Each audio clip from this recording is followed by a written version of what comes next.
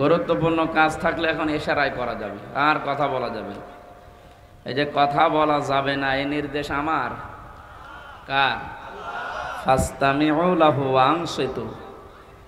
কোরআনের আলোচনা আরম্ভ হলে শুধু চুপ থাকবেন তা না, দিলের কান লাগিয়ে শোনাও লাগবে, দুইটাই ফরজ। এটা তো আর মমতাজের কনসার্ট না, বাদামও খাবেন গল্পও করবেন, এটা এখন ইবাদত। এটা ইবাদত চলছে না? পৃথিবীতে যত নফল ইবাদত আছে এর চাইতে উত্তম ইবাদত আল্লাহর কাছে নেই। ইমাম মালিক রহমতুল্লাহ আলাইহি আল্লাহর কাছে 100 বার তিনি প্রশ্ন করেছিলেন স্বপ্নে, যে আল্লাহ তোমার কাছে সবচাইতে ভালো কাজ, পছন্দনীয় কাজ কোনটা? তিনি 100 বারই জবাব দিয়েছেন, ইমাম মালিক, আমার কাছে সবচাইতে পছন্দনীয় কাজ হচ্ছে কোরআনে কারিমের তেলাওয়াত। তিনি 100 বার প্রশ্ন করেছিলেন, যেটা কি বুঝে না না বুঝে, উনি উভয় উত্তর দিয়েছে। সুতরাং এখানে যেহেতু শুধু তেলাওয়াত হবে না, বোঝার জন্য আমরা চেষ্টা চালাবো, যেন ইবাদত যেভাবে করা লাগে ওইভাবে আমরা করতে চাই। আখলিস দীনাকা ইয়াকফিকাল আমালুল কলিল। বেশি আমল করার দরকার নেই, আমল আপনি অল্প করেন, এটা যেন খাঁটি হয়। কি হয়? আল্লাযী খালাকাল মাউতা ওয়াল হায়াতা লিয়াবলুয়াকুম আইয়ুকুম আহসানু আমালা। আল্লাহ তাআলা বলেন, তিনি সে আল্লাহ যিনি তোমাদের মউত আর হায়াত বানিয়েছেন। তিনি দেখতে চায় সবচাইতে ভালো কাজ করে তার কাছে কে যেতে পারে। আল্লাহ কি কথা জানিয়েছে যে সবচাইতে বেশি কাজ করে কে যেতে পারে? তাহলে আকসারু আমালা দিত, আহসানু আমালা দিয়েছেন, ইসমে তাফজিল। কাজটা যেন ভালো হয়, আপনি যে কাজই করেন কাজটা যেন কি হয়? ভালো হয়। আজকে পরিবেশটাও ভালোই ছিল, কিন্তু এখন তো আর, এই যে আসার সময় যে অবস্থা দেখলাম, এখানে তো বসে থাকাই দুষ্কর, তারপরেও কষ্ট স্বীকার করে যারা বসে আছেন। আমরা জানি যে ইবাদতে কষ্ট বেশি হয়, ইবাদতে সওয়াব বেশি। সুতরাং আজকের এই ময়দানে কোরআনের আলোচনা শোনা মানে, দুইটা আলোচনা শুনলে যে সওয়াব পেবেন, আজকে একটাই তাই আল্লাহ দিয়ে দেবেন, ডবল হবে। সিস্টেম অপর পৃষ্ঠায় আছে, পৃথিবীতে 3টা অপরাধের শাস্তিও ডবল হয়। যে ইবাদতে কষ্ট বেশি, ওই ইবাদতে যেমন সওয়াব বেশি, ডবল ডবল সওয়াব হয়। 3টা অপরাধ যদি পৃথিবীতে কেউ করে, ওই অপরাধের জন্য শাস্তিও আল্লাহ দেবেন ডবল। 1 নম্বরে যারা আল্লাহর সাথে অন্য কাউকে শরীক করে বা ডাকে, এটা বাংলাদেশ, ভারত আর পাকিস্তানে বেশি ছিল। বিশ্বনবী জানিয়েছেন, কেউ যদি 1 ঘন্টা কোরআন কারীম বোঝার জন্য চেষ্টা চালায়, ও যদি নাও বোঝে, যদি চেষ্টা চালায় বোঝার, তাও 500 রাকাত নফল নামাজে সওয়াব হয়। তাও যেমন তেমন নামাজ না, আমরা যা নামাজ পড়ি সবই তো কবুল হয়ে যায়। এখানে অনেক নামাজে আছে 13টা ফরজ, ও তাও জানে না, আন্দাজে নামাজ পড়ে। অথচ একটা ফরজ বাদ হয়ে গেলে নামাজ আর নামাজ থাকে। কিন্তু নবীজির কথা কি ছিল? 500 রাকাত নফল নামাজ যেটা কবুল হয়ে গেছে, ওই রকম সওয়াব পাওয়া যাবে। আর জীবনে যদি একটা সেজদা কারো কবুল হয়, আল্লাহ তাকে জান্নাত দেবে। সেজদার মতো আবার সেজদা হওয়া লাগবে। এই জন্য খুব খেয়াল করে শুনবেন ভাই। সে আবু সাইদের মতো বুকের ভেতরে বইছে ঝড়, বুক পেতেছি গুলিকর, বহু জ্বালা যন্ত্রণা নিয়ে এখানে বসে আছি আজ। যে সমস্ত মানুষ যন্ত্রণা দিয়েছিল, আল্লাহ তাদেরকে এখন যন্ত্রণায় ফেলে দিয়েছে। জালেমদের জন্য দোয়া করি না, কারণ জালেমদের জন্য দোয়া করা নিষেধ। আল্লাহু লা ইয়াহদিল কওমাজ জালিমিন। আল্লাহ জালেমদেরকে পথ দেখাচ্ছেন না, দেখাবেনও না। ইয়াহদি এটা মজারি, বর্তমান ভবিষ্যৎ, প্রেজেন্ট ফিউচার, 2টা কাল দিয়ে শব্দ বানানো। এই শব্দ তো আমি বানিয়েছি, বলেন এই শব্দ বানিয়েছে কে? আল্লাহু লা ইয়াহদিল কওমাজ জালিমিন। আল্লাহ বলেন, আমি জালেমদেরকে পথ দেখাচ্ছি না, হেদায়েত দিচ্ছি না, দেবও না। এখন যদি আল্লাহ হেদায়েত দেয় জালেমদেরকে, এই কথা ঠিক থাকবে? বলেন। এই জন্য আল্লাহ দেবে না। ওনার কথা তো আবার ঠিক থাকা লাগবে। অনেকে আমাদের এই চাচা এরশাদের মতো, যে সকালে এক কথা বলেছে, বিকাল বলছে না আমি বলিনি, এরকম নাকি? আতাম্মাত কালিমাতু রাব্বিকা সিদকা ওয়া আদলা লা মুবাদদিলা লিকালিমাতিহি ওয়া হুয়াস সামিউল আলিম। আল্লাহ পাক জানিয়েছেন, হে নবী, আপনাকে যে কালাম আমি দিলাম, পুরা কোরআনের সব কথাগুলো সত্য কথা এবং ইনসাফ দিয়ে পরিপূর্ণ। 3 নম্বরে, কোরআনে যত কথা আমি দিয়েছি কিয়ামত পর্যন্ত এর কোনো রদ বদল নেই। সুবহানাল্লাহ বলতে পারেন নাই? উনি যখন বললেন যে আমি হেদায়েত দিচ্ছি না, জালেমদের দেব না, সুতরাং এই কথার কোনো রদ বদল। এই জন্য জালেম যারা, বড় আফসোস লাগে আপনার জন্যে। আপনার দুনিয়াও শেষ, আখেরাতও শেষ। দুনিয়া তো শেষ করে ফেলেছেন, আপনার আর কিচ্ছু নেই। যারা জুলুম অত্যাচার করেছিলেন, আপনার দুনিয়া শেষ, আপনি যাই করেন। আর আখেরাত শেষ কেন? কারণ আপনি আমার টার্গেট না, আপনি এখন আল্লাহর টার্গেট। ইন্নামাস সাবিলু আলাল্লাযিনা ইয়াজলিমুনান নাস, সূরা শুরার 42 নম্বর আয়াতের প্রথম অংশে আছে। আল্লাহ পাক বলেন, আমি নিজে জালেমদের বিরুদ্ধে অভিযোগ দায়ের করব, কেস করব, মামলা দেব। বলে জালেমের বিরুদ্ধে কিয়ামতে মামলা দেবে আব্দুল গফুর সাহেব। কে? আপনি ভাবতেছেন কত কঠিন কথা এটা? জালেমদের বিরুদ্ধে আজ দেশের কিছু মানুষ মামলা দিয়েছে, তাই ওদের অবস্থা যা দেখলাম। গত পরশুদিন আমার হাজিরা ছিল, আমার মামলা সব ঢিসমিস হয়ে গেছে আলহামদুলিল্লাহ। আমি বের হয়ে আসতেছিলাম আদালত থেকে, দেখছি আল্লাহর এক পাঁজি বান্দা, হাজি সেলিম না পাঁজি সেলিম, এর নামে হাজি লাগালে গোনা হবে। ওর যে চরিত্র এখন সব ফুটে উঠতেছে। এজলাসে দাঁড়িয়ে দেখলাম হাওমাও করে কাঁদতেছে, আর আশপাশে যারা দাঁড়িয়ে আছে, গালি তো 1 নাম্বার না, সব মানে 7 নাম্বার গালি দিচ্ছে। কি করলো বলেন তো এই লোকটা? জীবনটা শেষ করে দিল, দুনিয়াও শেষ, আর আখেরাতে তো হাজার হাজার লক্ষ লক্ষ মানুষের মামলার আসামি হবে এবং আল্লাহ নিজে ওর নামে মামলা দেবে। এই জন্য এই জেলাতেও যারা জুলুম করেছিলেন, আমরা দেখলাম অনেকে লাথি খাচ্ছে। আপনাদের এই এলাকার মনে হয় না, একটু দূরের, যেখানে হয় হোক, লাথি খাচ্ছে যদি এখনই, তো চোখ বন্ধ করতে দেরি, ফেরেশতাদের লাথি খাবে। কারণ আলেমদের নাম যে লোক তেতুল হুজুর দিতে পারে, ওরে লাথি না অন্য জায়গায় কিছু দেওয়া দরকার। এত বড় শয়তানকে আল্লাহ যে এই জেলায় দিয়েছিল, আল্লাহ কি যে করেছে, আর জেলা পাইনি। ওর জন্য সারা দেশে যে আমার মুখ ছোট হয়ে যায় না, আপনি ওই জেলার লোক, কি করবেন? তারপরেও বলি, ভাই আমার বাড়ি কুষ্টিয়া সদর থানায়, ওই থানায় না, জেলা তো একটু ঝামেলায় আছে। আল্লাহ যেন এই সমস্ত মানুষদেরকে আর আমাদের সামনে নিয়ে না আসি। এগুলো সমাজের জন্য, দেশের জন্য, জেলার জন্য ক্যান্সার। এই জন্য আমরা এবাদতে লিপ্ত হচ্ছি, এবাদত করার মতো করবো ইনশাল্লাহ।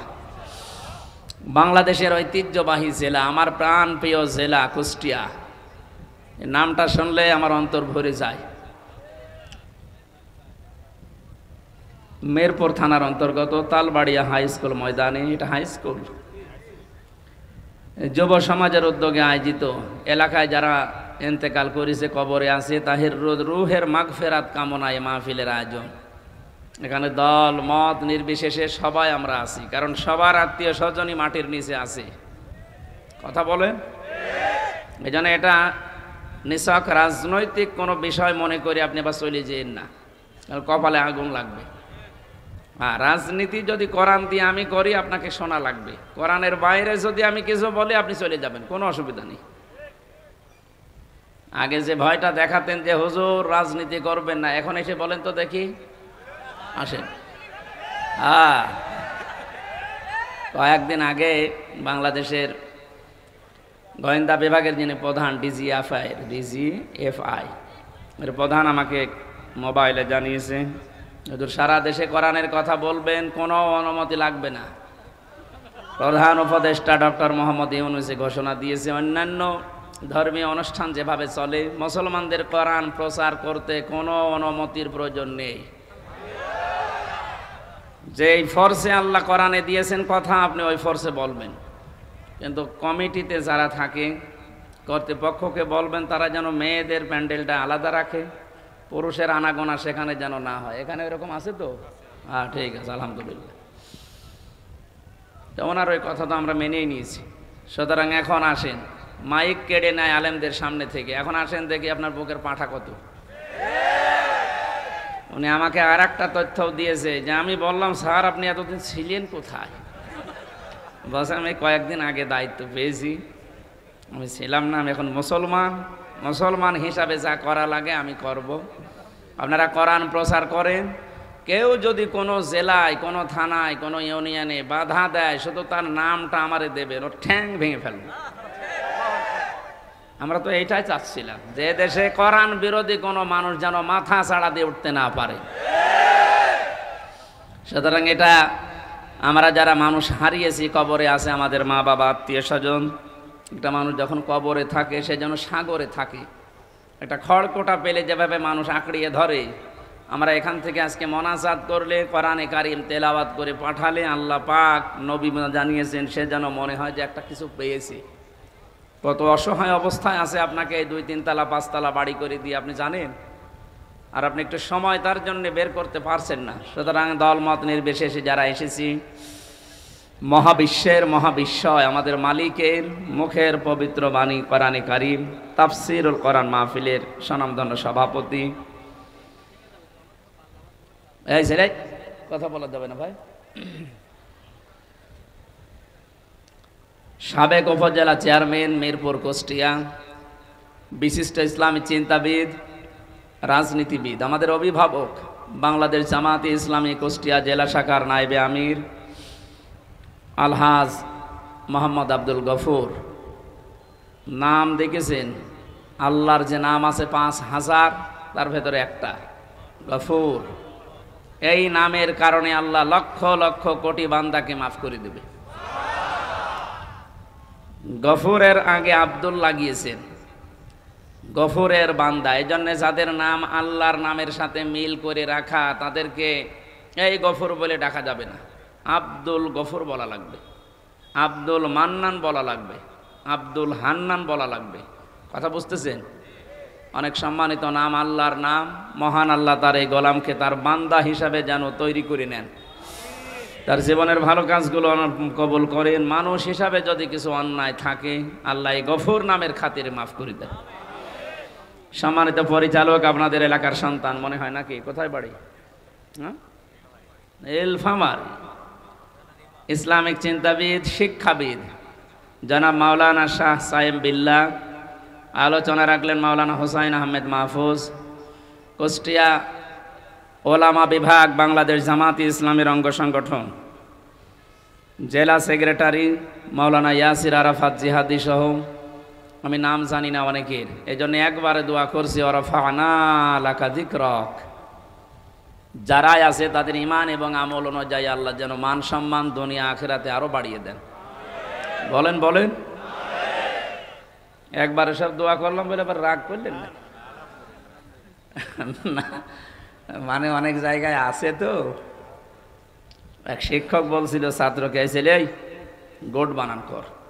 Sir ABCD FGH IJK L M N O P Q R S T U V W X Y Z, কি করলি? এর ভেতরে আছে, আপনি বানান করিয়ে নেন। আমি সব অক্ষর বলে দিয়েছি, আপনি শুধু GOOD বানান করি নেন। তা আমি একবারে দোয়া করেছি কোরআনের আয়াত দিয়ে, ওয়ারাফা'না লাকা যিকরাক। এ মঞ্চে বসা আছেন শ্রদ্ধাভাজন ব্যক্তিবর্গ, অত্র এলাকার বিভিন্ন রাজনৈতিক দলের নেতাকর্মীরা, সামনে বসা তৌহিদি জনতা, পর্দার আড়ালের সম্মানিতা মা এবং বোনেরা, প্রশাসনের ভাইরা। এখন আর বলা লাগছে না, কারণ থানা পুড়িয়ে গেছে। কি একটা দুর্বিসন্ধি চলছিল দেখেছেন? এই অনুষ্ঠানটা করতে পাতি নেতা থেকে শুরু করে যার নাম নিতেও ঘৃণা লাগে, এই জালেম, তার কাছে কোরআন প্রচার করা হবে, অনুমতি নেওয়া লাগতো। কত নিচে নেমেছিলাম আমরা। এখান থেকে শুরু করে 1 2 3 14 জনের কমপক্ষে অনুমতি নেওয়া লাগতো। কোরআন প্রচারে বাধা আমার মনে হয় পৃথিবী তৈরি হওয়ার পর থেকে এই 15 বছরের মতো হয়নি। আমারটা, অন্যেরটা আমি জানি না, আমি দেখেছি। সব কমপ্লিট করার পরে স্টেজ থেকে আমার নামিয়ে দিয়েছে। আমার 100টা অনুষ্ঠানের প্রায় 95টা বন্ধ করে দিত। বলেন সুবহানাল্লাহ, নাউজুবিল্লাহ। তারা যে সমস্ত কথা শোনাতো আমাদেরকে যে আমরা নিরাপত্তার জন্য এগুলো করি, দেখো এখন নিরাপত্তা লাগছে না? কথা বলে না কেন? বাংলাদেশ জামাত ইসলামী কুষ্টিয়া জেলা শাখার উদ্যোগে কিছুদিন আগে 500-র উপরে প্রায় 700 আলেম এসেছিল এতিমখানায় কুষ্টিয়া। সব ঘরনার আলেমরা এসেছিল। এখানে 2.5 ঘন্টা 3 ঘন্টা আলেমদের আলোচনা হয়েছে। আপনি ভাবেন তো, শুধু একটা মাস আগে যদি 500 না 5 জন এক জায়গায় আলেম হইতো, কতগুলো মামলা হইতো? কোন জায়গা থেকে আমরা কোথায় এসেছি আজ? আমার মনে হয় সেজদায় পড়ে থাকা দরকার। 5 তারিখে আগস্ট মাসের 1:30টার পর থেকে যখন শুনলাম যে আল্লাহ রহমত নাজিল করছে, সেজদায় পড়ে গিয়েছিলাম যে আর মনে হয় না তোলাই ভালো মাথা। এখন দিন দিন যা বুঝতে পারছি, আসলে আমার সেজদা থেকে মাথা না তোলাই ভালো। এইরকম উপকার আল্লাহ আমাদেরকে করেছেন। স্বাধীন দেশে পরাধীন অবস্থায় ছিলাম আর নাম করতাম যে আমরা স্বাধীন। কিসের স্বাধীন? কুষ্টিয়ায় আমার বাড়ি, আমার চাচা আওয়ামী লীগ করে, উনি আমারে দাওয়াত দিয়েছে খাবার খাওয়ার জন্য। যদিও আওয়ামী লীগের বাড়ি খাবার খাওয়া ঠিক না, না সব আওয়ামী লীগ না, আমার চাচার মতো যারা। এখন নিয়ে গেল, যাওয়ার পরে খাবার খেয়েছি। এখানকার একজন নেতা গোছের মানুষ ওনারে কল দিয়েছে। হ্যাঁ, কেন ওনারে দাওয়াত দিলে? বলছে আমার ভাতিজা। না, ভাতিজা হলেও হবে না। তার 2 দিন পরে আল্লাহ তাআলা এই অবস্থা করে দিয়েছে। এখন তাদেরকে দাওয়াত দিয়েও খুঁজে পাওয়া যাচ্ছে না, কোথায় যে আছে আল্লাহ জানে আর ফেরেশতা জানে। যারা আমরা এসেছি কোরআনে কারিমের এই অনুষ্ঠানে ইবাদত মনে করে বলেন আলহামদুলিল্লাহ। দরুদ আর সালাম পড়ছে আমাদের নবী মুহাম্মদুর রাসূলুল্লাহ সাল্লাল্লাহু আলাইহি ওয়াসাল্লামের প্রতি। আমি খুব কম সময় কথা বলবো, কারণ দিনের বেলা শিলাইদা ছিল, গলা ব্যথা করছে। ওদের মাইক এই রওশনের সাদের মতো মাইক, ও ছাতা যতই ধাক্কা দিয়ে হয় না, কারণ শেষ। আজকেরটা মনে হয় ঠিক আছে। এই মাইক কোথাকার? মেরপুরের। হ্যাঁ, এই মাইকটা আশপাশে অনুষ্ঠান হলে নেবেন, এটা ভালো আছে। আমি যেই কথাই বলবো এখন থেকে, পরের শব্দ থেকে একটা শিক্ষা নিয়ে তারপরে সামনে যাব ইনশাআল্লাহ। আল্লাহ রাব্বুল আলামিন বলেন, ইয়া আইয়ুহাল্লাযীনা আমানু আতিউল্লাহা ওয়া আতিউর রাসূলা ওয়া উলিল আমরি মিনকুম ইলা আখিরি আয়াত। সূরা নেসা 5 নম্বর পারার 6 নম্বর পৃষ্ঠার 9 নম্বর লাইনের 59 নম্বর আয়াতের প্রথম অংশে আছে তাফসিরে ফি জিলালিল কোরআন। কত আলেম এখানে বসে আছে, আপনার যদি একটু সন্দেহ লাগে ওনাকে জিজ্ঞাসা করবেন পরে। আমি যেটা বলছি ওটার সাথে কোরআন এবং বাস্তবতা যদি মিলে যায়, আপনাকে এই মুহূর্তে সিদ্ধান্ত পাল্টিয়ে মেনে নেওয়া লাগবে। আপনি নিজে কোরআন পড়েন না, হামজা বলছে আপনি মানবেনও না। আপনি কি হয়েছেন? কি আপনি কি লাথি খাবেন? হ্যাঁ, আদালতে প্রবেশ করার সময় যে পুলিশের সামনে ওনারে লাথি দিয়েছিল, পুলিশকে বললাম ভাই আপনি দেখলেন না, কুষ্টিয়ার লোকের লাথি দিল আর আপনি দেখলেন? বলছে করবো কি? যে লোকটা লাথি দিয়ে বেরিয়ে গেল, ওরে ধরতে পারলেন না? ওরা ধরবো কি করে? ওরে তো আমি ব্যবস্থা করে দিয়েছি, মার। কারণ জালেমদের বিপক্ষে শুধু মানুষ না, সৃষ্টি জগৎ সব এবং আল্লাহ নিজে। অনেকে মনে করে যে জালেমরা এত কিছু করে, কিছুই তো হয় না। ওয়ালা তাহসাবান্নাল্লাহা গাফিলান আম্মা ইয়ামালুজ জালিমুন। সূরা ইব্রাহিমের 42 নম্বর আয়াতের প্রথম অংশে আছে, আল্লাহ পাক বলেন, হে পৃথিবীর মানুষেরা, কি ধারণা করো যে জালেমদের সম্পর্কে আমি কোনো খোঁজ রাখি না, আমি গাফেল? না, ওদেরকে আমি ছাড় দিয়েছি। এ পৃথিবীর সবচাইতে বেশি তীক্ষ্ণ নজর আমি রাখি জালেমদের উপরে। ওকে ঢিল দেই কেন? ইন্নামা নুওয়াল্লিহিম লিয়াজদাদু ইসমা, যেন ওদের পাপটা পরিপূর্ণ হয়ে যায়। ওয়ালাহুম আযাবুম মুহিন, পাপ পরিপূর্ণ হয়ে গেলে আমি ওকে নিকৃষ্টতম যন্ত্রণাদায়ক অপমানকর শাস্তি দিতে পারবো। এই আয়াতের বাস্তব প্রমাণ আপনি দেখেন, কালামানিক বিসি পর্যন্ত উড়ে গেছে, বিসি উড়ে যায়নি, তার কত অপমান হবে বলেন? একজন বিচারপতি ছিল, তার যদি বিসি উড়ে যায়। এই যে মহিন দিয়েছেন আল্লাহ, আযাব মহিন, অপমানজনক শাস্তি দেব। আমার মনে মনে খুশি আমি এই কারণে যে এই বাংলাদেশে যদি আল্লাহ আর কিচ্ছু না দেখায়, এই লোকটাকে আল্লাহ যা দেখাইলো আমি শান্তি পেয়ে গেছি। হ্যাঁ, সত্যি বলছে, আমি শান্তি পেয়ে গেছি। কারণ এই লোকটা কোরআনে পাখি আল্লামা দেলাওয়ার হোসেন সাইদি রহমতুল্লাহ আলাইহে তার বিরুদ্ধে একা একা সিদ্ধান্ত নিয়েছিল। অন্যগুলো কিন্তু বলতো না, আমরা তো অপরাধ পাই না, কিভাবে? বলে না, দেওয়া লাগবে। আল্লাহ মনে হয় এই কারণে ওরা কলা পাতায় শুয়েছে। মানুষ তো মরে গেলে কলা পাতায় জীবিত অবস্থায় শুয়েছে। এই জন্য জালেমদের সম্পর্কে কিন্তু খুব তীক্ষ্ণ নজর আল্লাহর। কোনো মানুষ যেন জালেম হয়ে যাবেন না। যা বলছি এবার মিলান। আল্লাহ ডাক দিলেন, ইমানদার যদি দাবি করো, এখানে অন্তত যারা আমরা আছি ৯৬% যেহেতু মুসলমান এই দেশে, আমরা অন্তত নামে হলো আমরা এখন ইমানদার, কামে না হলেও নামে যারা ইমানদার, আল্লাহর ডাকটা দেখেছেন, ইয়া আইয়ুহাল্লাযীনা আমানু, ৮৯ জায়গায় আছে এই শব্দটা কোরআনে। আল্লাহ রাব্বুল আলামিন যখন এমনি দুনিয়ার মানুষকে ডাক দেন, তখন বলেন ইয়া আইয়ুহান নাস বা ইয়া আইয়ুহাল ইনসান, হে পৃথিবীর মানব মণ্ডলী।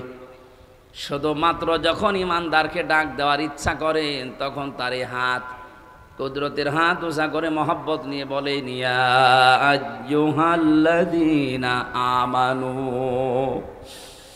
আমি অনেক ভালোবাসি তোদের, আমার কথাটা শোন। আতিউল্লাহ, আমি আল্লাহর ইতাআত কর। আতিউর রাসূল, আমি রাসূলের, আমার রাসূলের আনুগত্য কর। শব্দের দিকে খেয়াল করেছেন? এই যে আতিউ, এই শব্দটা আল্লাহ নিজের নামে, রাসূলের নামে ২ জায়গায় দিয়েছেন। এটা ফেল, এটা ভার্ব, এটা ক্রিয়া। উলিল আমরি মিনকুমের আগে আল্লাহ আতিউ দেননি। আমি যত তাফসীর মিলিয়েছি, মুফাসসিরিন ইকরাম জানাতে চেয়েছেন, সবাই এক বাক্যে একভাবেই মত দিয়েছেন, আল্লাহ রাসূলের আনুগত্য করা লাগবে, কোনো প্রশ্ন করা যাবে না, আপনার বুঝে আসুক বা না আসুক। কিন্তু উলিল আমরি মিনকুম দেওয়ার আগে কেন আতিউ দিলেন না? কিয়ামত পর্যন্ত তো রাসূলুল্লাহ দুনিয়ায় থাকবেন না, তো উলিল আমর আসবে। নেতৃত্ব দেওয়ার মানুষগুলো একটা একটা করে আসতেই থাকবে। এটাকে যদি কেউ মেনে চলতে চায়, মাস্ট বে, তাকে দেখা লাগবে আগে বর্ণিত আল্লাহ রাসূলের গুণাগুণ এ লোকটার ভেতরে পাওয়া যায় কিনা। আল্লাহ রাসূলের অনুসরণ যদি ওই লোকটার ভেতরে পাওয়া যায়, আপনাকে মাস্ট বি মেনে নেওয়া লাগবে তাকে। আল্লাহ রাসূলকে মানা যেমন ফরজ, উলিল আমরকেও মেনে নেওয়া ওই সময় ওই রকম ফরজ। কিন্তু শর্তটা এই, দেখতে হবে লোকটা আল্লাহ রাসূলকে মেনে চলে কিনা। প্রাণপ্রিয় কুষ্টিয়াবাসী, একটু নিজের সাথে মিলাবেন এবার। সামনে যেটা আসতেছে, এটা অনেকে দুনিয়ার বিষয় বলে রাজনীতি মনে করে এড়িয়ে যেতে চান না। এটা দুনিয়ার বিষয় না, এটা আখিরাতের সাথে সম্পর্কিত। আমি কোরআনের চোখ, হাদিসের চোখ লাগিয়ে দেখতে পাচ্ছি, এটার দ্বারা হাজারো মানুষ জাহান্নামী হয়ে যাচ্ছে। আজকে সেলাই দাতে আমি দ্বিতীয় পয়েন্টটা বলেছিলাম, কিয়ামতে আল্লাহ বিচার ব্যবস্থা যখন আরম্ভ করবেন, প্রথম ধাপ, দ্বিতীয় ধাপ। প্রথম ধাপে একা একা ডাকবেন, দ্বিতীয় ধাপে যখন ডাকবেন আল্লাহ, তখন আর একা ডাকবেন না। কুল্লু নাসিম বিইমামিহিম, সূরা বানী ইসরাঈলের ৭২ নম্বর আয়াতের প্রথম অংশে আছে, আল্লাহ বলেন কিয়ামতের ময়দানে প্রতিটি মানুষকে আমি ডাকবো তার ইমামের সাথে, তার নেতার সাথে। কার সাথে? বলেন বলেন, আগে নেতা এরপরে কর্মী। কুষ্টিয়াবাসী, বিবেক যদি আপনার এখনো জাগ্রত থাকে, যদি কুকুরে পেশাব করে না দেয়, ভালোভাবে চিন্তা করেন, আগে নেতা এরপরে আপনি। আপনি বলেন তো আপনার মন থেকে, আপনি যার আদর্শ মেনে চলেন, যাকে আপনি রায় দেবেন, ভোট দেবেন, এটা কিন্তু একটা ইবাদত। অনেকে মনে করে ভোট এ শব্দ কোথায় আছে, এদিকে আসে তাফসিরে মারেফুল কোরআনে আল্লামা শফি রহমতুল্লাহ আলাইহি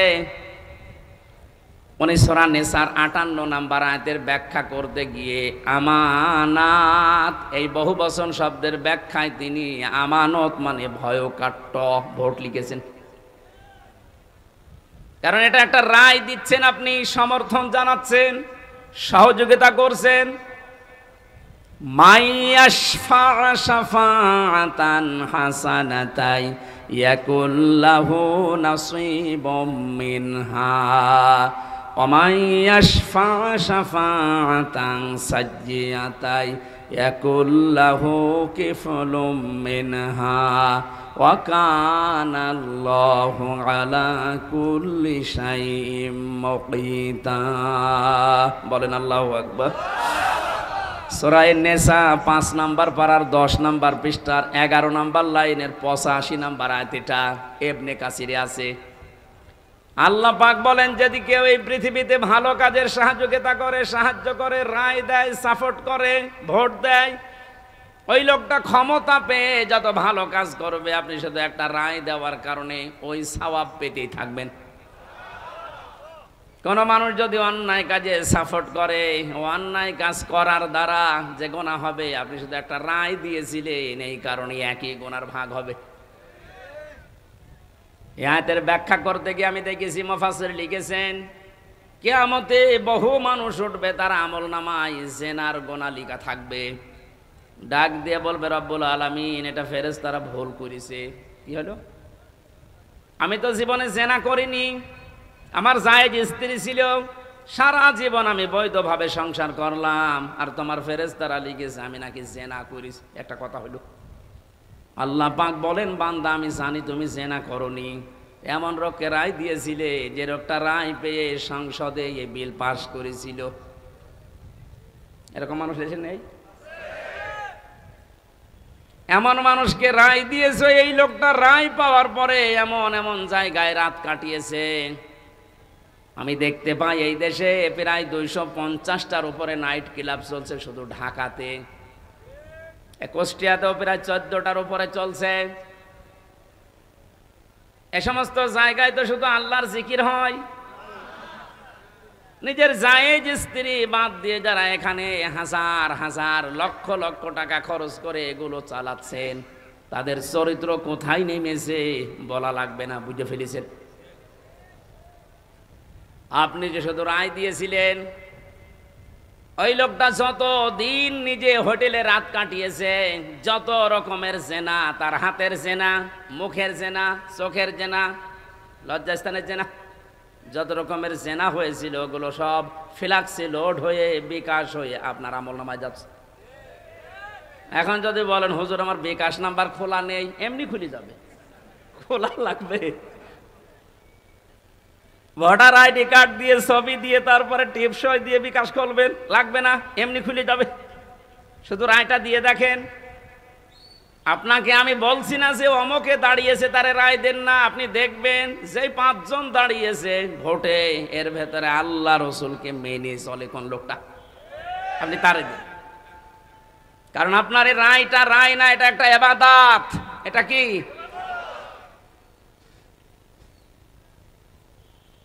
কত সুন্দরভাবে আল্লাহ আতিউ শব্দটা নিজের নামে রাখলেন, রাসূলের নামে রাখলেন, কিন্তু উলিল আমরের আগে রাখেন নাই। এই কারণেই রাখেন নাই, কারণ আল্লাহ জানে বহু মানুষ আবেগে আন্দাজে অনুসরণ আরম্ভ করে দেবে।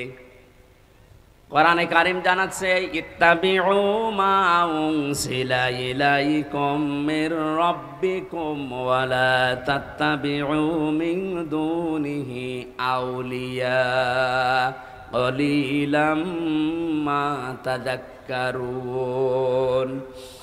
সূরা আরাফের 3 নম্বর আয়াত, 8 নম্বর পারার 10 নম্বর পৃষ্ঠার 3 নম্বর লাইনে এটা আছে। আল্লাহ পাক বলেন সবাই মিলে অনুসরণ করো, অনুকরণ করো যেটা তোমাদের প্রতি তোমাদের রব নাজিল করেছে। কুষ্টিয়াবাসী আমরা এক বাক্যে স্বীকার করি আমাদের রব আমাদেরকে দিয়েছেন কোরআন। কথা বলেন না কেন?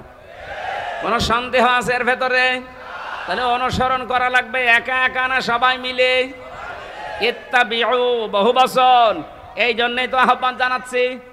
নয়তো আমি একা একা মেনে যদি জান্নাতে যেতে পারতাম আপনাদের জীবনও ডাকতাম না। এই যে কোরআন শরীফ আমি হাতে নিয়ে বলছি, সত্যি যদি আল্লাহ এখানে এক বচন দিত যে অনুসরণ কর তোরা জান্নাত দিয়ে দেব, আপনাদেরকে আমি জীবনও বলতাম না। কারণ আমার বাবার যা আছে আমার যা আছে আমি কিচ্ছু না করলে অন্তত মরণ পর্যন্ত আমার কেটে যাবে। আমি একা তো জান্নাতে যেতে পারছি না, আপনাকে আমার বাঁচানো লাগবে। কুল হাদিহি সাবিলি আদউ ইলাল্লাহ আলা বাসীরাতিন আনা ওয়া মান ইত্তাবা'আনি ইলা আখির আয়া। সূরা ইউসুফের 108 নম্বর আয়াতে আছে আল্লাহ পাক বলেন নবী আপনি বলেন এইটাই আমার পথ, এইটাই আমার। আমি মানুষকে আল্লাহর দিকে ডাকি, আন্দাজে ডাকি না, আমি বুঝে শুনে ডাকি, আলা বাসীরাতিন দেখে দেখে ডাকি, কারণ এইটাই আমার কাজ। এবার একটা তথ্য বলছি হাদিস থেকে, বিশ্ব নবী জানিয়েছেন মানে মাং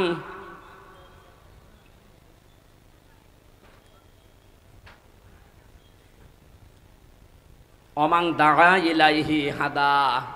এখানে আরবি গ্রামার যারা বসে ওদেরকে জিজ্ঞাসা করেন, দাগা এক আলিফ টান আছে, অমাং দাগা ইলাইহি হাদা। কেউ যদি কোরআন দিয়ে মানুষকে ডাকে আল্লাহ নিজে তাকে হেদায়েতের উপরে রাখে।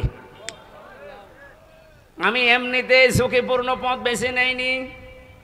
3টা বছর জেলখানায় থাকার পরে তো সিদ্ধান্ত নিতে পারতাম না যে যা করছে করুক গা, লা ইলাহা ইল্লাল্লাহ, পারতাম না। আমার বাবার যা আছে সত্যি কথা বলছে, আমি একা আমার কিন্তু চলে যেত। কিন্তু এই রক্ত পিচ্ছিল পথে আমি বেছে নিয়েছি।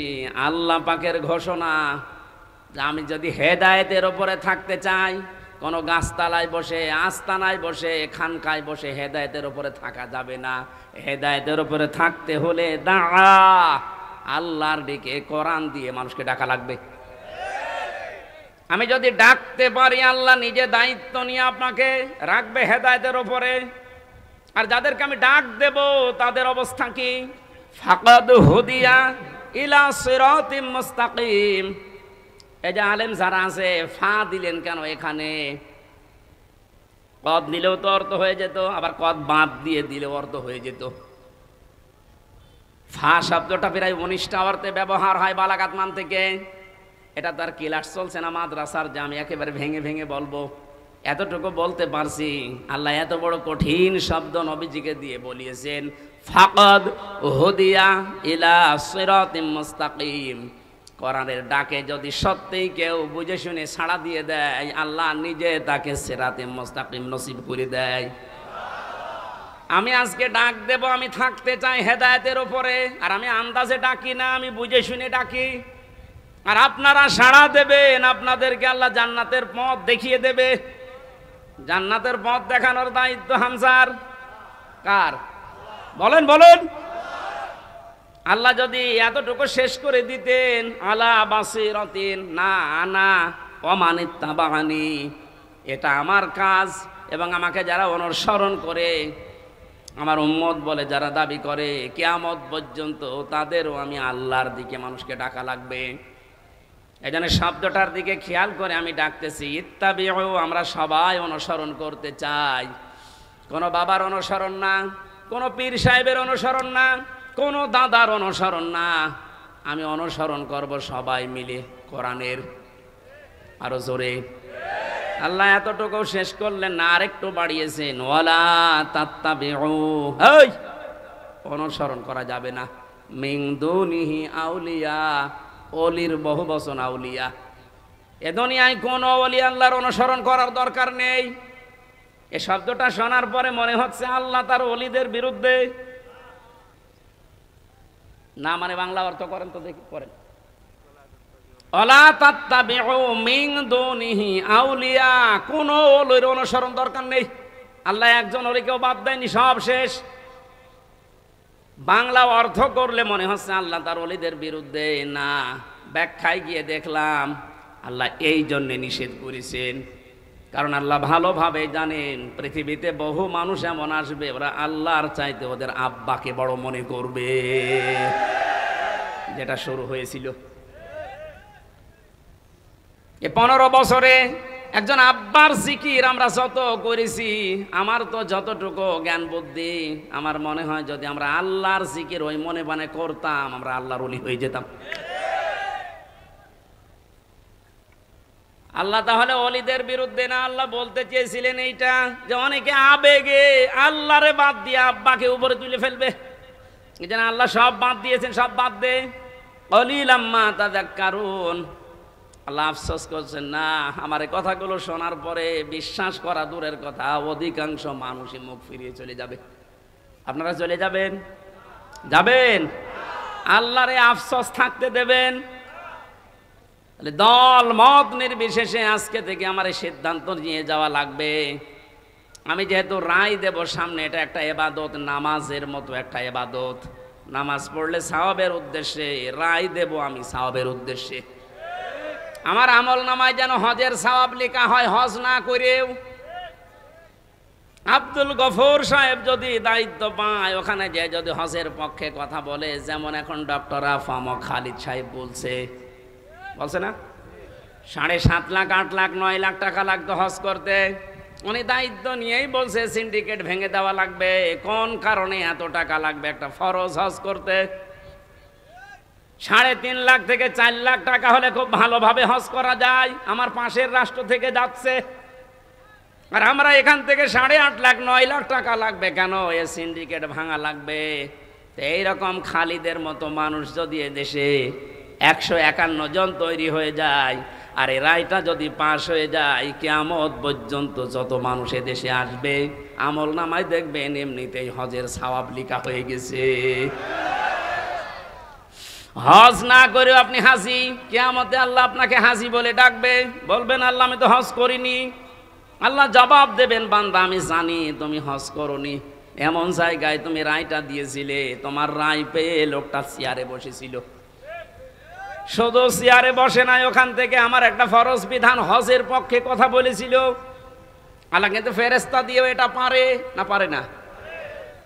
কিন্তু আমাদেরকে আল্লাহ দায়িত্বই তো দিয়েছে খলিফা হিসাবে, ইন্নী জাইলুন ফিল আরদি খলিফা, আমি তোদেরকে দুনিয়ায় পাঠালাম খলিফা করে। এই শব্দটার কাজ এমন এমন জায়গায় লাগিয়েছে এই দেশের মানুষ, আমরা অনেকে খলিফা মনে করি যারা কাপড় চোপড় সেলাই করে, দর্জি, ওটা খলিফা। এমনকি বাংলাদেশের এমনও জেলা আছে যেখানে চুল কেটে দেয় যারা, তাদেরকে খলিফা বলে। এমনও জায়গায় এদেশে আছে যারা ওই যে ছোট ঠ্যাং কেটে দেয়, খতনা করে দেয় না, হাসাম না, ওরা বলে খলিফা। আপনি বুঝেছেন কোথায় নিয়ে গেছে শব্দটা? অথচ খলিফা শব্দটা আল্লাহ নির্বাচিত করে পাঠিয়েছেন, ইন্নী অবশ্যই আমি জাইলুন ফিল আরদি খলিফা, আমি জমিনে খলিফা পাঠাবো। কোন জায়গায়? এই জবাব দেবেন, কোন জায়গায়? আল্লাহকে এখানে বলেছেন ইন্নী জাইলুন ফিল খানকা খলিফা। এখন তো খানকায় গেলেই মানুষ খলিফা হয়ে যাচ্ছে। কিসের খলিফা আপনি? খানকায় গেলে খলিফা হবে, কথা কোরআনে হাদিসে কোন জায়গায় আছে দেখান? আল্লাহ বলেন জমিনে খলিফা পাঠিয়েছি। ইন্নী জাইলুন ফিল মাসাজিদি খলিফা, মসজিদে খলিফা পাঠাবো, তাহলে কিছু জিকির আজকার করলে আপনি মাপ পেয়ে যেতেন। যদি বলতেন ইন্নী জাইলুন ফিল মাদারিসি খলিফা, মসজিদে মাদ্রাসায় খলিফা পাঠাবো, তাহলে সায়েম বিল্লার মতো একটা মাদ্রাসা করে কিছু ছেলে মেয়েকে পড়ালে আপনি মাপ পেয়ে যেতেন। আল্লাহ কিন্তু শব্দটা দিয়েছেন ইন্নী জাইলুন ফিল আরদি। কোথায়? ফিল আরদি, জমিনে। এই জমিনে আজ আমরা যেহেতু এই দায়িত্বটা পালন করি না, আমরা কেউ খানকায়, কেউ গাছতলায়, কেউ মসজিদে, কেউ মাদ্রাসায়, কেউ দরবারে, জমিনটা জালেমরা ফাঁকা পেয়েছিল, 180 মাইল বেগে চালাচ্ছিল। আমার কথার অর্থ যদি না বোঝার ভান করে থাকেন, এদিকে আসেন, আসেন, ঝড়ে কোদাল দিয়ে বোঝাচ্ছে আপনার। জমিনটা ফাঁকা পেয়েছিল না, যা মনে লেগেছে তাই করেছে। যেহেতু আল্লাহর খলিফা আমরা, কেউ জমিনে নেই, কেউ ঢুকে গেছি আস্তানায়, কেউ দরবারে, কেউ মাদ্রাসায়। জমিনটা ফাঁকা পেয়ে মন মতো ওরা চালিয়েছে। এখন আর না, আমরা বুঝে ফেলেছি আল্লাহ আমাদেরকে পাঠিয়েছে ফিল আরদি। কোথায়? আরো জোরে, আরো জোরে। সুতরাং জমিনে থাকতে রাজি আছি আমরা।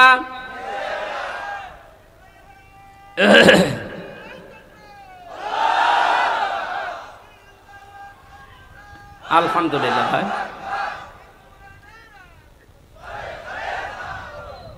আমি এতক্ষণ পর্যন্ত যা বলছি তার সামারাইজ এইটা। এমন মানুষকে আমরা রায় দেব, ভোট দেব, তার পেছনে থাকবো যেই মানুষটা আল্লাহ রসুলকে মেনে চলে। সে জামাত ইসলাম হওয়া লাগবে, চরমনায় হওয়া লাগবে, শর্ত না। দেখবেন এই লোকটা আল্লাহ রসুলকে মেনে চলে কিনা। আর যার চেহারা দেখলে আল্লাহর আগেই রাগ হয়ে যাবে কি, কারণ আপনাকে তো আল্লাহ বিচারের জন্য ডাকবেন একা একা না, ডাকবেন কয়জন করে? নেতা সাহাক, নেতা আগে কর্মী পরে। এমন নেতার পেছনে থাকেন যারা দেখলে মানুষ লাথি দিচ্ছে, আল্লাহ লাথি দেবে। কথা বলেন না কেন? আপনার বিবেকে কি বলে বলেন। এখন আমি অন্য জেলার কথা বাদ দিলাম, এই জেলায় যারা দায়িত্বে ছিল এদেরকে যদি আপনি সামনে রাখেন, পেছনে আপনি। ওর যে চেহারা, চরিত্রের কথা তো বাদই দিলাম, ওর যে চেহারা, সিরাত সরাত নবীজির কোনটা আছে ওর ভেতরে, সামনে দিয়ে আপনি পেছনে। কি মনে হচ্ছে আপনার কাছে? আল্লাহ ওর দিকে তাকালে আপনার পর্যন্ত যাবে। ওর দিকে তাকিয়েই তো আল্লাহ বুঝবে যে এর সরাত সিরাতের ভেতরে বাইরে তো সবই আল্লাহর জানা। তখন বলবে ওর পেছনে যেটা আছে আরো 2 নাম্বার।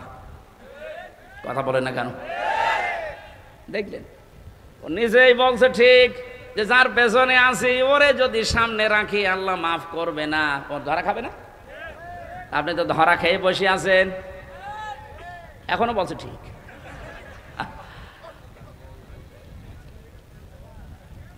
আশা করছে আপনার বিবেক খুলবে। এরপরও যদি কেউ ফিরে না আসে, আমার মনে হয় ওর বিবেকের ওপরে তালা লাগানো আর কুকুরে পেশাব করে জং ধরে গেছে।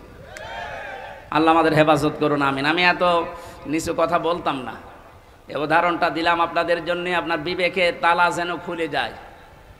আমরা কোরআনে কারিম থেকে সূরা তাওবার 119 নাম্বার একটা মাত্র আয়াত পড়েছি। আমি ব্যাখ্যা করতে পারিনি ওখানে, এই জন্য বলেছিলাম যে এখানে ব্যাখ্যাটা যতটুকু পারি করব। এই শব্দটা নিয়ে বিশেষ করে এ বাংলাদেশ, ভারত আর পাকিস্তানে আমি বহু জায়গায় গেলাম, দেখলাম ভেজাল চলছে। বিশেষ করে এই আয়াতটা নিয়ে সমস্যা বেশি। আয়াতের সমস্যা না, ব্যাখ্যা করতে গিয়ে যে যেই দিকে আছে ওই দিকে টেনে টেনে কথা বলে। আমরা ওই রকম করবো না। আমরা দেখবো আল্লাহ কি বলেছে, রাসূল কি করেছে, আয়াতের ব্যাখ্যা, সাহাবায়ে কেরাম কি ব্যাখ্যা দিয়েছি। আমি যেহেতু এগুলো পড়েছি এই জন্য আমি ডেলিভারি দিচ্ছি, শোনেন। আল্লাহ পাক জানিয়েছেন, ইয়া আইয়ুহাল্লাযীনা আমানুত্তাকুল্লাহা ওয়া কুনু মা'আস সাদিকিন। ও হে যারা ঈমানের দাবি করো, আমি আল্লাহকে ভয় করো, এই দুনিয়াতে যারা সত্যবাদী তাদের সঙ্গী সাথী হয়ে যাও, তাদের সাথে থাকো। 3টা বিষয় এই আয়াতের ভেতরে আমরা পেয়েছি। 1 নম্বরে আল্লাহর ডাক ছিল ঈমানদারকে। কাকে? প্রশ্ন আসতে পারে, আমি তো ঈমানদার আছি না। মুসলমানের ঘরে আসলেই তার ঈমানদার বলবেন হবে না, দেখতে হবে আপনার ঈমান আছে কিনা। কোরআনে কারিমে আল্লাহ যতবার ঈমানের কথা জানিয়েছেন আমি প্রত্যেকবার দেখেছি তোমরা যারা ঈমান পেয়েছো তারা শোনো, এ কথা নেই। আল্লাহ বলেছেন তোমরা যারা ঈমান এনেছো তারা শোনো। আমরা কি ঈমান এনেছি না পেয়েছি? হ্যাঁ, না না না, আমরা তো পেয়েছি, আমরা ঈমান আনতে পারি না এখনো। ঈমান এনেছিল হযরতে বেলাল, ঈমান এনেছিল হযরত খাব্বাব, তাকান তাদের জীবনের দিকে, ঈমান আনার কারণে কি গেছে তাদের উপর দিয়ে। হযরতে সুমাইয়া ঈমান এনেছিল তারা, আর আমরা ঈমান পেয়েছি। আমরা ঈমান কি করেছি? এই জন্য আমাদের ঈমান আনতে হবে। আমি খুব অল্প কথায় বলছি, আপনার ঈমান এবার আপনি আনলেন, মনে করেন লা ইলাহা ইল্লাল্লাহু মুহাম্মাদুর রাসূলুল্লাহ, ঈমান এনেছেন। ঈমান আনার পরে ঈমান আছে কিনা নাকি চলে গেল, প্রশ্ন আসতে পারে। ঈমান চলে যায় কি করে? হাদিস, নবীজিকে প্রশ্ন করছে এক সাহাবী, হে নবী, আমার ঈমান আছে, এটা আমি টের পাবো কি করে? বিশ্বনবী বলেন, ইদা সাররাতকা হাসানাতুকা ওয়া সাআতকা সাজ্জিয়াতুকা ফাআনতা মুমিন। যখন তোমার ভালো কাজগুলো তোমাকে আনন্দ দেবে, আর অন্যায় কাজ করলেই তোমার কষ্ট লাগবে, তখন বুঝবে যে তোমার ঈমান আছে। ও বাংলার মুসলমানেরা, এ দেশে ভালো কাজ সবার কাছে ভালো লাগে না। অন্যায় কাজ সবার কাছে অন্যায় লাগে, কষ্ট লাগে না, লাগে না। এই থিওরিটা মনে রাখেন, যাদের ভালো কাজ ভালো লাগে, অন্যায় কাজ যাদের কাছে কষ্ট দেয় না, এই মানুষগুলো ঈমান নেই। ও যত বড় জুব্বা গায়ে দিক না কেন, এটা কোরআনে কারিম প্রচার করা, এটা ভালো কাজ না মন্দ কাজ? এই ভালো কাজেও সবাই কি খুশি? না না, সবাই খুশি না। যারা এই ভালো কাজে খুশি হয়েছেন, আপনি মনে মনে ভাবতে পারেন যে আপনি অন্তত আর যাই থাক, আপনার ঈমান আছে। আর এই ভালো কাজ দেখার পরে যদি কারো ভালো না লাগে, আর কষ্ট লাগে, সে নামাজ পড়তে পারে, রোজা রাখতে পারে, জুব্বা গায়ে দিতে পারে, ওর ঈমান নেই, ওইটা বেঈমান। এই জন্য আমাদের ঈমান আছে কিনা আর কারো কাছে জিজ্ঞাসা করা লাগবে না, আপনি নিজেই এখন যথেষ্ট। ইত্তাকুল্লাহ, আমি আল্লাহকে ভয় করো। আল্লাহর ভয়, এই শব্দের যতগুলো ব্যাখ্যা আমি পড়েছি, উত্তম ব্যাখ্যা হচ্ছে যেখানে যেই দায়িত্ব যে পাবে, ওই বিষয়ের ওপরে জ্ঞান অর্জন করার মাধ্যমে প্রশিক্ষণ নিয়ে ওই কাজটা পরিপূর্ণ করার নাম, আঞ্জাম দেওয়ার নাম তাকওয়া। এই সমস্যা কি? ভেজা বলে কষ্ট হচ্ছে? বৃষ্টি পড়ছে। এখানে তো 9টা ব্যাখ্যা ছিল তাকওয়া শব্দের, বৃষ্টি তো সমস্যা হয়ে যাবে দেখছি। আকুনু মা'আস সাদিকিন। ঈমান আনলে, এখানে 9টা পয়েন্ট পেয়েছিলাম আমরা।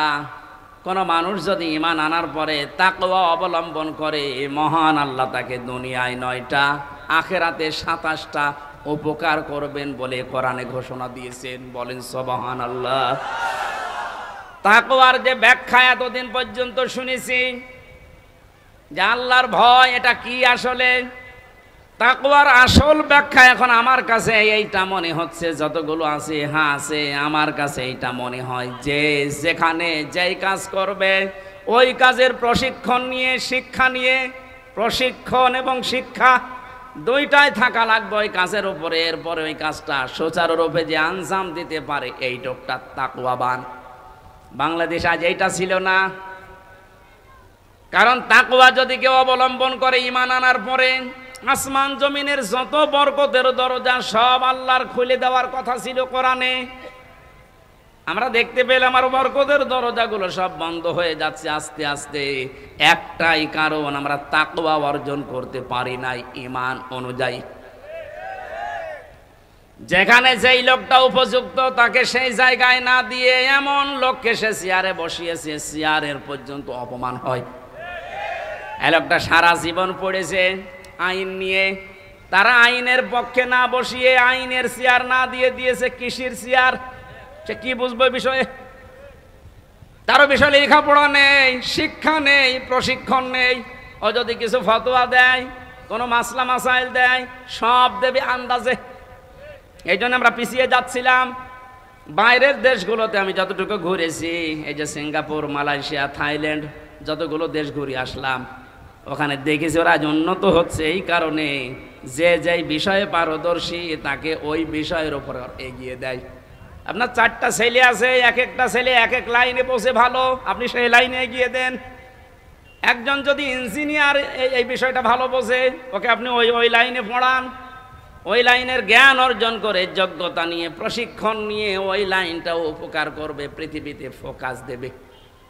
অথচ পারে না ওই বিষয়ে, জোর করে তাকে ঠেলা দেবেন, কিছুদিন পরে এমন জায়গায় পড়বে আর খাদে থেকে উঠতে পারবে না। আমাদের দেশের সিস্টেমগুলো আজ পাল্টানো দরকার। যে যেই বিষয়ে পারদর্শী, ভালো বোঝে, এগিয়ে যেতে চায়, তাকে ওই দিকে এগিয়ে শিক্ষা দিয়ে প্রশিক্ষণ দিয়ে ওই কাজটা সুচারুরূপে আঞ্জাম দেওয়ার সুযোগ করে দিন, তাহলে দেশ দাঁড়িয়ে যাবে। এটা দিয়ে দেয়নি আমরা, এই কারণে দরবেশ, এটা আমরা দিতে পারিনি। ওর যে সুরাত আর সিরাত পুরাটাই পাল্টিয়ে গেছে। আমার মনে হয় আজরাইল ফেরেশতা ওরে চিনতে পারতো না। হ্যাঁ, ওর যে অবস্থা, দরবেশ থেকে ধরবেশের যে অবস্থা, একেবারে নম হয়েছিল, প্রশাসন পর্যন্ত চিনতে পারে নাই। চিনবে কে? ফেরেশতা আজরাইল এসে যদি বলে, ভাই তুমি কে, তুমি কি আসলে সে দরবেশ? বলে, যদি না, আমি এ নৌকার মাঝি, তা তোরা ছেড়ে দিলাম। আমার ভাইরা, এই জন্য আমাদের তাকওয়া হচ্ছে না। তাকওয়া যারা অর্জন করেছিল, ওই মানুষগুলোকে আল্লাহ দুনিয়াতে কি কি উপকার করেছিলেন। কোরআনে কারীম বলেছে, এই পৃথিবীতে কেউ যদি তাকওয়া অর্জন করতে পারে, ওই মানুষ যদি বিপদেও পড়ে, এমন জায়গা থেকে আল্লাহ তাকে সাহায্য পাঠাবে, লোকটার ধারণাও ছিল না যে এখান থেকে সাহায্য আসতে পারে। সত্যবাদী যারা, তাদের সাথে যেহেতু থাকার জন্য আল্লাহ নির্দেশ দিচ্ছেন, সত্যবাদী মনে করে আমরা মনে করি এই যে বিশাল জোব্বাসার গায়ে আছে, পাগড়ি মাথায় আছে, হাতে তসবিহ আছে, মসজিদ মাদ্রাসা খানকা ছাড়া কিচ্ছু বোঝে না, এই সত্যবাদী না। কোরআনে কারিমে আয়াতের ব্যাখ্যা আছে সূরা বাকারার 177 নম্বর আয়াতে আল্লাহ পাক জানিয়েছেন, কেউ যদি সত্যবাদী তার ইমানের দাবিতে হতে চায়, 10টা কাজ তাকে দুনিয়ায় আঞ্জাম দেওয়া লাগবে।